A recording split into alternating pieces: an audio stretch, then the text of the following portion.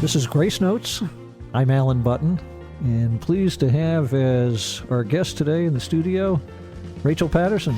Rachel, welcome. Hi, thank you for having me. Rachel is a person about whom we could say a lot of things, but we're going to focus on a couple of things in particular. Before we go to your involvement, Rachel, with Gift of Daisy and the Girl Scouts, let's get a little bit of your background. You're from Moore County originally. Yes, sir. I'm from Southern Pines, North Carolina. Uh-huh.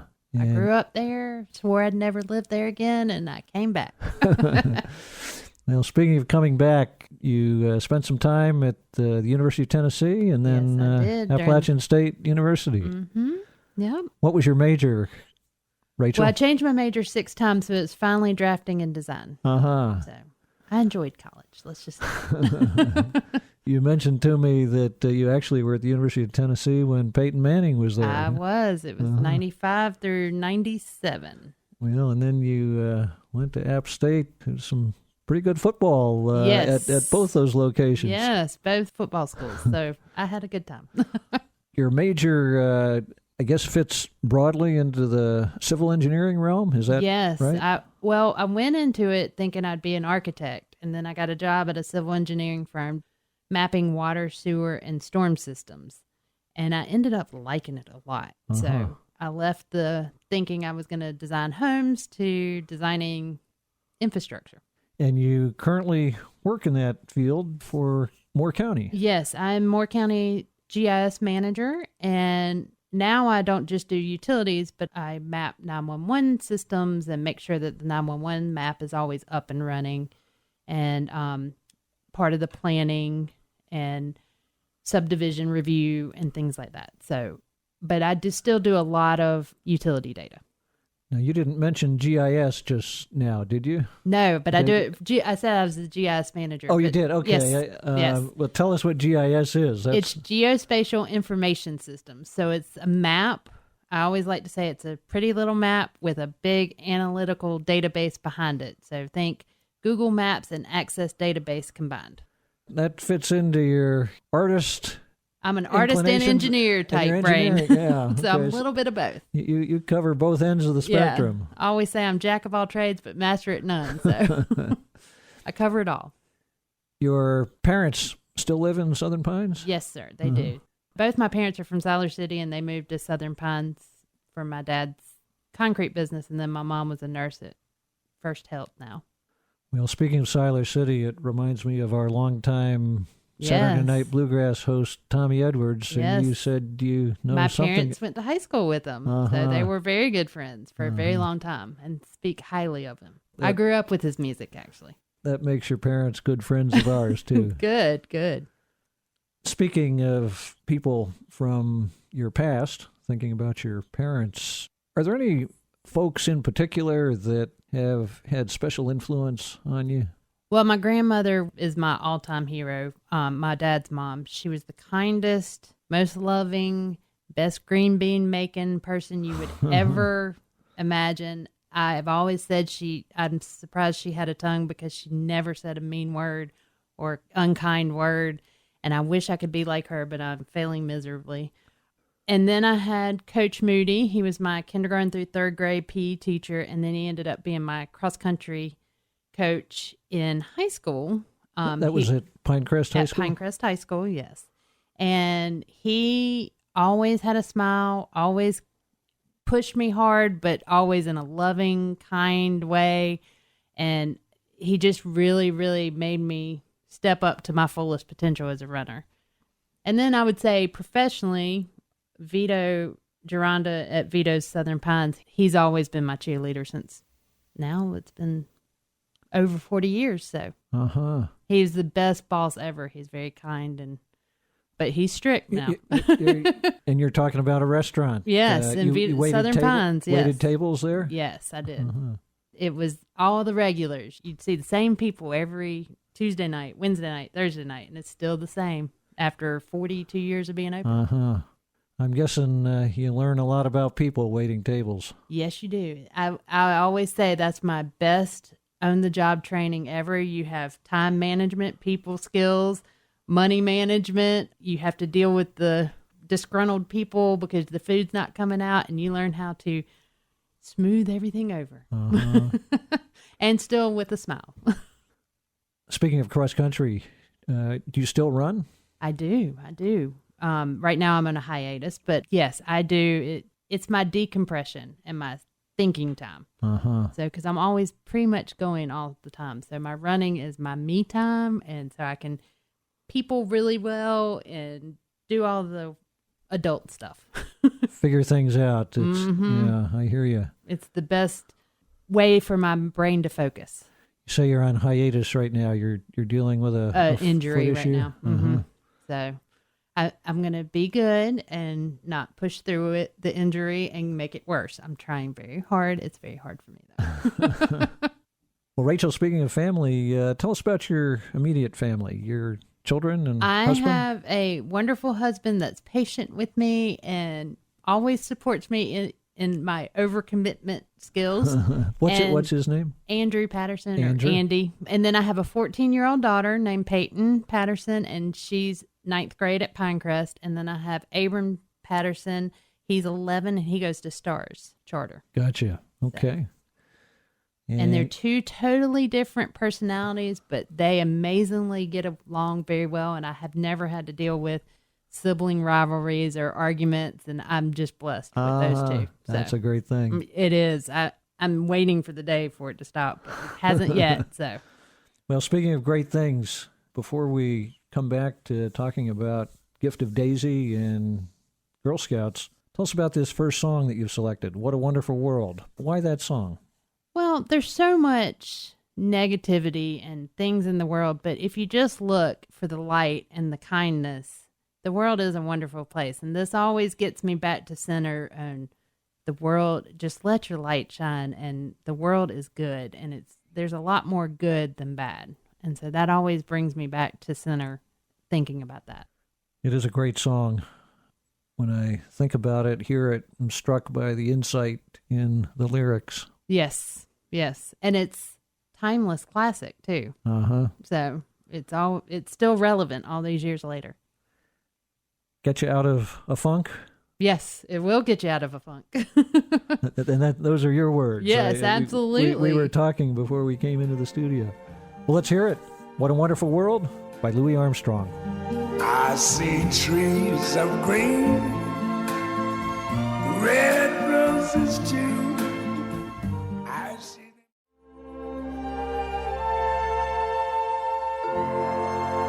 oh yeah. That was Louis Armstrong with What a Wonderful World. If you're just joining us, our guest today is Rachel Patterson. Rachel, volunteer extraordinaire in a couple of different areas. And let's get right to it, Rachel. Tell us what Gift of Daisy is.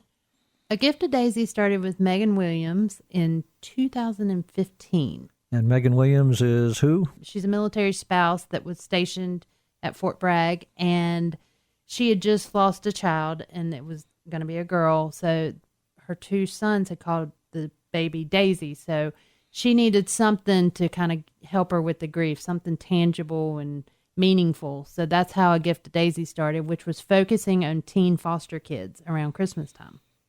So she realized that a lot of them moved from home to home, and they didn't even have a bag. So they would move their stuff in trash bags. So we're talking foster children who are teenagers. Mm-hmm, that's 13 to 21. Okay. So it's longer than what we consider teen years, but if they're in care, it's from 13 to 21. And when you say in care, you're talking about Foster being care. in foster care through the state Social services system? Yes. Mm-hmm. Okay. That's it. And so she wanted to give them a bag of their own, and she wanted to give them full-size toiletries that they could move from home to home, and good quality full-size toiletries. So they wanted the same Bath and Body Works and things like that yours and my kids have. So that's how it all started. And what was the rationale, or what is the rationale? These kids basically don't have anything of their own, or what they have, they carry around in trash bags and such? And Megan she had foster children, and when she went to go pick up, I guess, the Christmas gifts for the kids, she saw a full room of all these toys and stuffed animals and all the things for the younger kids. And over in the corner of the room was this big 6-foot table that was only a third full. And that's all the teens had. So she knew the teens were kind of forgotten about. And I understand why, because teens are harder to buy for. They're also, sometimes they're hard to love because they're so moody and, but they're the ones that need the love too. So that's why teens are the focus. And how did you get involved? Well, a friend of mine was a friend of Megan, and she shared her post about the teens in need and what they were needing. And Megan has this wordsmithing way that just oozes her sincerity and generosity and compassion for this project. So I was reading the post and I was like, I want to help. I want to help. So in 2018 is when I found Megan. And so I started donating. And then donating items for her mission. And then 2019, my Girl Scouts were talking about, we always do a give back project. And when they're little, they like to help dogs and cats and whatnot. And then we helped Toys for Tots one year. And just as an aside, when you say you're Girl Scouts... I have a Girl Scout troop. Okay. Moore County's Troop 2950. You have a Girl Scout troop, you say? You mean you're the leader? I'm the leader by defunct, but, I was only a brownie for 2 years, and somehow I've been a troop leader for 10 as my adult life. So what we do, each year we would sell cookies, and then we'd have to give back something to our community. So that I really focus on, this world's bigger than you. You have a lot that you need. And so what is given, you need to give back. So we do a lot of in-town projects and things like that. Well, we did Toys for Tots one year. And then as my girls were starting to get older, I heard the story and I said, girls, this is the story. And I read Megan's thing and they're like, yeah, we want to help them since they're not thought about. Yeah, we'll do this. And this was when they were in 5th and 6th grade. So they weren't quite teenagers yet, but they understood the need. So then in 2019, we organized a drive to collect Bath and Body Works and Boys Axe, all the name brand quality products. And we ended up giving it to Megan, and she came and we had our whole 3 tables full of product for her. And she was about in tears, but she did explain to my girls what it's like to live in foster care and what these kids go through, that they don't have a place to call home. They may be in a group home, not somebody's home.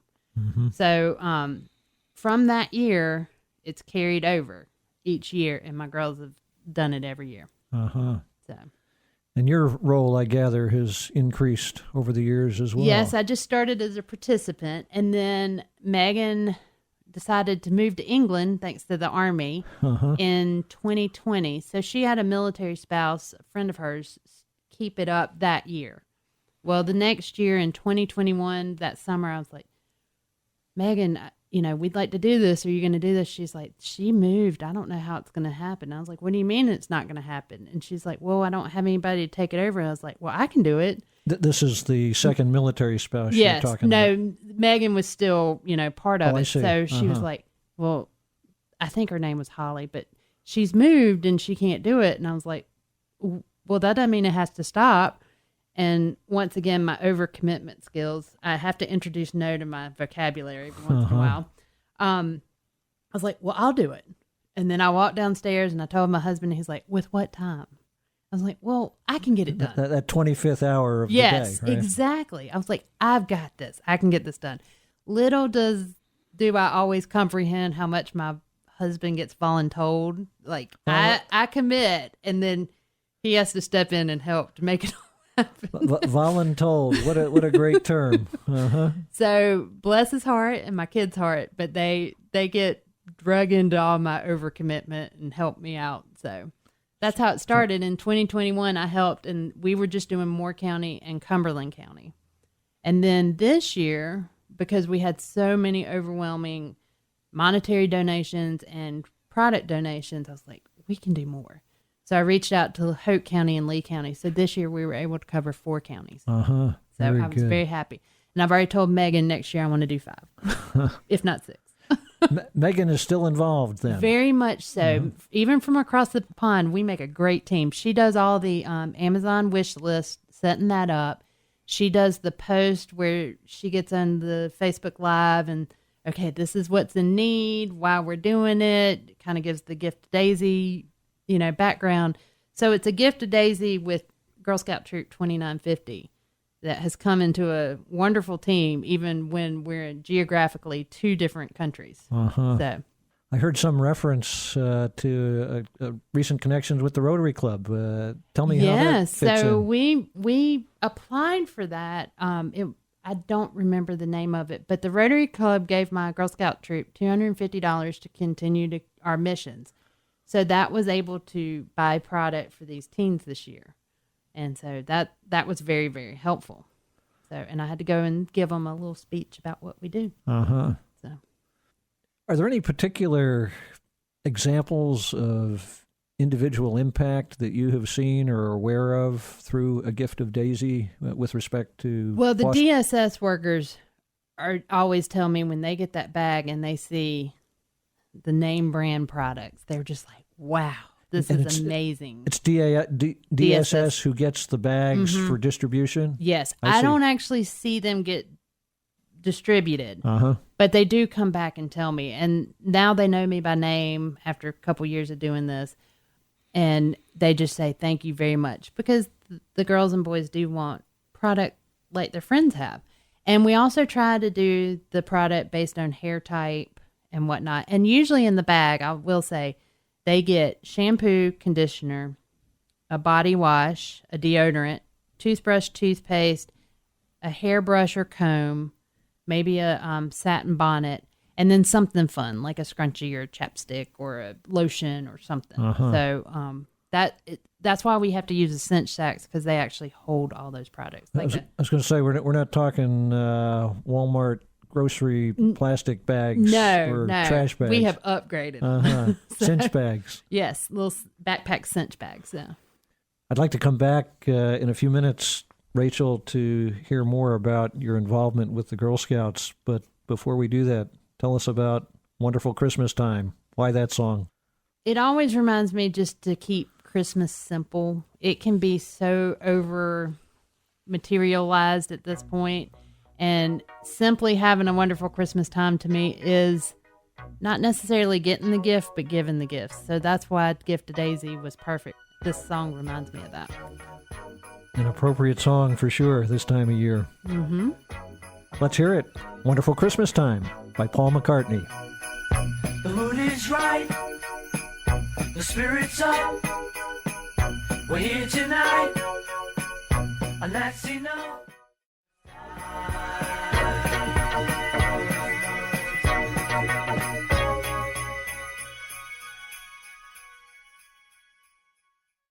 Rachel, tell us more about your involvement with Girl Scouts, how that got started, and maybe fill us in a little bit on what the Girl Scouts are all about.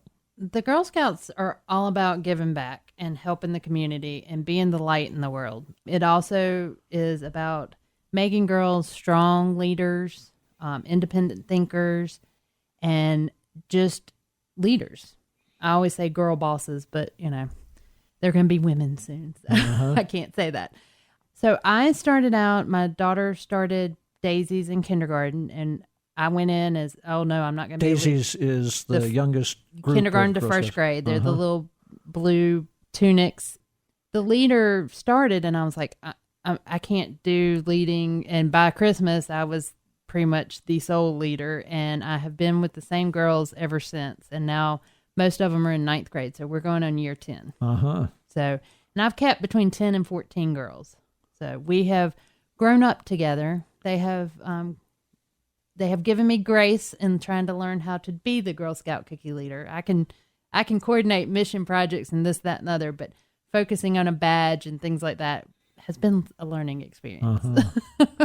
Your daughter is in 9th grade, Yes, did you sir. say? And what's her status in Girl Scouts? She is now a senior. So she's gone through Senior is another group another category. level. So she's gone Daisy, Brownie, Junior, cadet, and now she's a senior. So she only lacks one more, which is the ambassador level. Uh-huh. So, and all my girls have gotten the 2 major awards up to this point, which is the bronze and the silver, and they all require 50 hours of work from the Girl Scouts.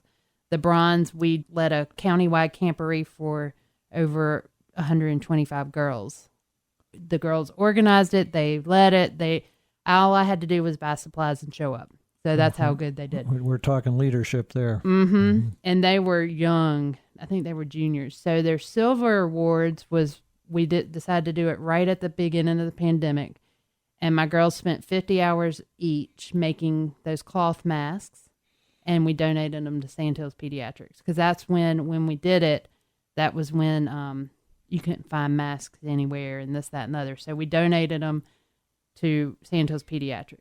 And then I had another girl help me make more for the schools. Speaking of cookies, I think most everybody in this world, at least in Coming to you January 14th, 2023. You got the date down. But most everybody knows something about Girl Scout cookies. Yes, and I'm the area cookie coordinator for Moore County, which means I help all the 30 troops sell their cookies and make sure that all their sales go smoothly. And then I'm also the troop cookie coordinator for my troop. So I not only have to deal with my inventory, but I have to make sure nobody gets stuck with cookies. That's the motto. Uh-huh. So I've been doing that for 4 years for the area cookie coordinator. And my daughter is about 1,500 boxes away from selling 10,000 Girl Scout cookies in her lifetime. Wow. So she's definitely got the sales pitch down. Uh-huh. Very good. Where does the money go? Money, well, the girls, they go to the camps and the supplies and the curriculum for the Girl Scouts. It's a major funding source for the Girl Scouts as an organization. Yes, it is and it's actually the largest girl-led business in the world. Uh-huh. Girl Scout cookies. And then a portion of it comes back to the troop. So I've taken girls when they were in 6th or 7th grade, 2019, we went to Savannah, which is the mecca of Girl Scouts, because Juliette Gordon-Lowe was there. I see. And she was the founder. Mm-hmm. Yes. And so we did all things Girl Scouts there. And then this last summer, we had to be delayed because of the pandemic. This last summer, we had 15 people go up to New York City. Oh. And we took the train from Southern Pines and went up to New York City. We stayed in a hostel. I gave them all the experiences you possibly did. And we walked about 30,000 steps, 17-hour days, and I think we hit most highlights of New York City. And we saw a lot. Well, talk about exposing your girls to some of what the rest of the world looks like. That must have been quite an eye-opener for them. Yes, there was many that have never been haven't been to New York City, so that was New York City the first time's always eye-opening. Uh-huh. But we loved it. You were telling me before we came into the studio that, and I guess you said it just now, you stayed in a hostel and you pointed out to the girls something about how that reflects. Yes, I made sure they understood that the group of 8 bunk beds in one room and the community bathroom is very much similar to what foster kids group home may look like. Uh-huh. So that really put it in perspective and came full circle. Why do you do what you do, Rachel? Because I have time and I'm able, and because you have 25 hours in your day. Exactly. Little ADHD thrown in. Well, and I'm asking, of course, because humans helping humans. That's why I do it. If humans help humans, this world's a great place. And we just need to show kindness. I know it sounds very cliche and very world peace type answer, but giving back, if I'm capable and able, I want to give back and make a difference, hopefully. Well, it sure sounds like you are. Well, thank you. How do you deal with difficult people? None of us do much of anything that we do, and particularly in both your work and in your volunteering. Well, I don't always do it well, but I try and breathe and I try and listen. And then I realize that if somebody's snapping at you, it's because they're having a bad day. It's not directed at you personally. And you can't take it personal. And then you try and throw in a joke here and there and be jovial and lighten up the mood.